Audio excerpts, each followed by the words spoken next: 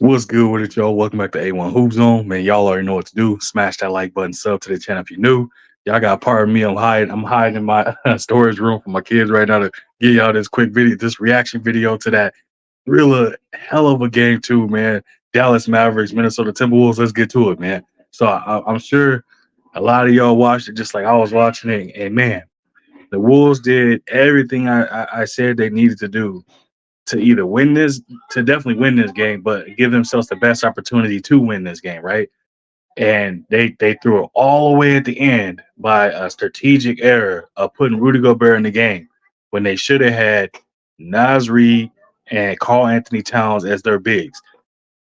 Would Luca have cooked Carl Anthony Towns on that same step back three that he hit on Rudy Gobert? I think Carl Anthony Towns would have made it tougher. He has more mobility. He's quicker, more fleet of the foot, whatever term you want to use. I just feel like Cat would have been able to contest a little bit better.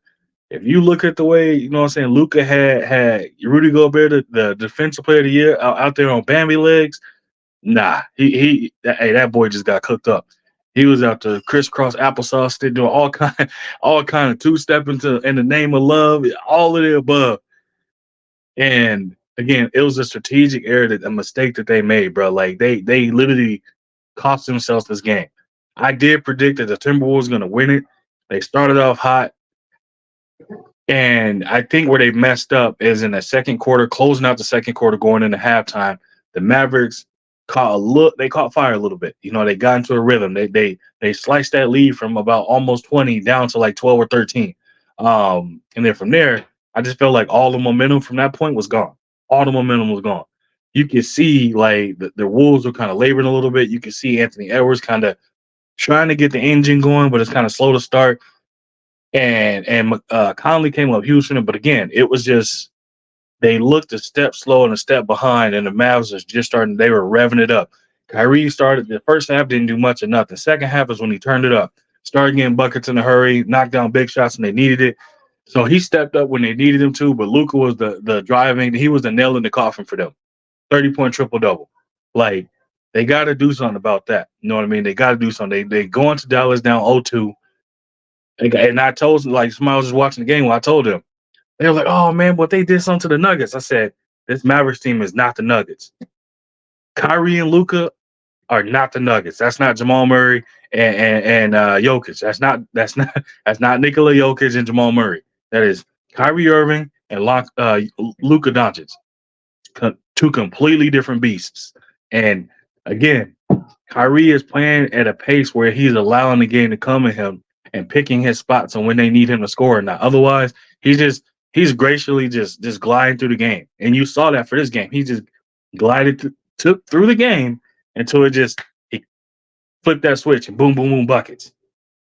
Like that's the thing that's dangerous about this team. The crazy thing is Tim Hardaway Jr. still not shooting well.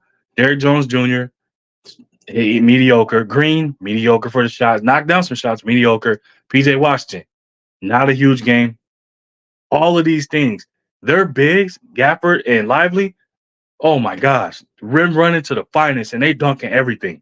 They don't have a fear in the world about getting blocked. They're dunking everything, putting bodies in the rim. They don't care.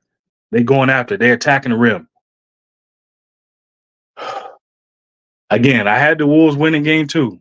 I said if they go down 0-2 to this Mavs team, it's either going to be a gentleman's sweep or they going to get swept. Again, I repeat, this is not the Nuggets that they are playing. Game three is literally a do or die for the Timberwolves. Literally a do or die for the Timberwolves. Plain and simple. No other way around it. Coaching staff for the Wolves, y'all got to do a better job than this, man. Y'all cannot allow that to be the finishing point of where, like, if the Timberwolves lose this series, that game is that play and that game two is literally going to be the nail in the coffin. Is the reason why they lost this series because it involves all momentum. You had an opportunity to be 1-1 going back to Dallas, and this thing pretty much is knotted at one apiece. Game three is a deciding factor who takes the lead and things of that nature. But instead, you're going back to Dallas 0-2, and with a dilemma in your hand in a situation where you set Karl Anthony Towns for the latter part of the fourth quarter and he's watching it from the bench. You letting Rudy Gobert get cooked. That's gonna mess with his psyche a little bit. Y'all got to keep that in mind as a Minnesota Timberwolves coaching staff. You got to do better strategically, man.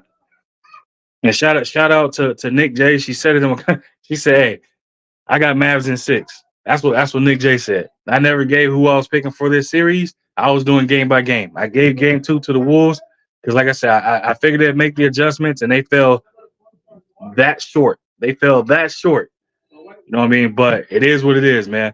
We're gonna have to wait and see. But that's all I got for y'all, man. I appreciate y'all coming through. I'm gonna get out of here, get out of the storage room, get back to my kids, man. And no, they're not alone. They with their cousin playing and stuff. But for me, it would have been way too loud to try and do it out there with them. They doing everything, throwing balls, running cars into my feet. So yeah, I had to sneak off to get this to y'all real quick, man. But that's all I got for y'all. I appreciate y'all coming through.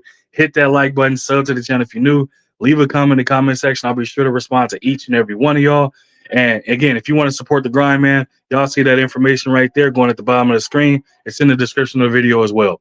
If you want to leave a super thanks and you don't know what that is, hit that like button, the 4 icons over to the right. And it says thanks. Follow the instructions. You can support the grind that way, man. But again, I appreciate y'all coming through, and I'll be back with y'all another one, man. We out of here.